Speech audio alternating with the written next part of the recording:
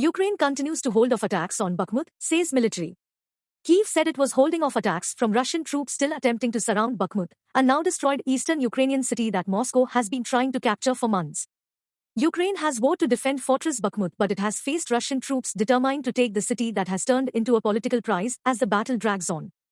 The Ukrainian General Staff said more than 130 enemy attacks had been repelled over the past day, including in Kupiansk, Lyman, Bakhmut and Avdiivka.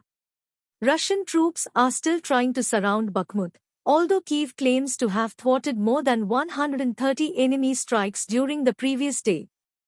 13 people have now died as a result of a Russian missile strike that occurred on Thursday and hit a 5-story apartment building in Zaporizhzhia, a city in southern Ukraine. According to the head of Ukraine's presidential office, a mother and 2 children were murdered when Russian mortars shelled a village in the Kherson region of southern Ukraine.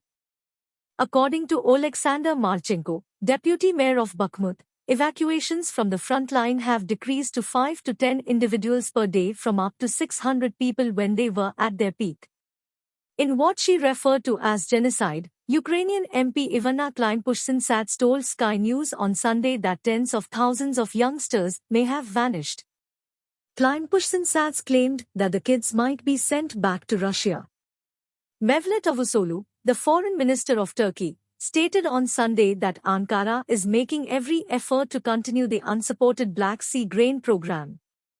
According to a spokeswoman for the Russian Foreign Ministry, Moscow is dissatisfied with several aspects of the agreement, which permitted Ukraine to ship food from ports that Russia had blocked during its invasion.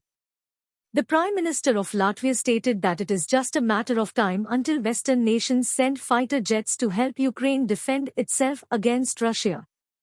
Olaf Scholz, the Chancellor of Germany, said CNN that in order for peace talks to start, it is essential for Russian President Vladimir Putin to realize he will not prevail in the crisis in Ukraine. He continued, "If you look at the Ukrainians' proposal, it is easy to recognize that they are ready for peace."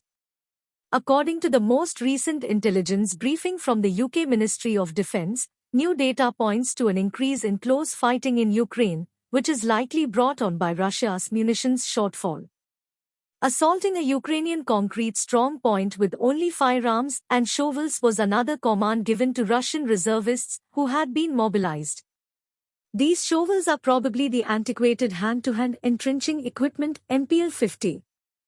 According to 2 U.S. officials, 2 Ukrainian pilots are in Arizona to test their skills in flight simulators and receive evaluations from the U.S. military. Whether it will send fighter jets or advanced remotely controlled drones to Kyiv is still unknown from Washington. Russian Defense Minister was informed on the present and future plans by senior commanders of what Moscow refers to as its special military operation in Ukraine, according to his ministry on Sunday.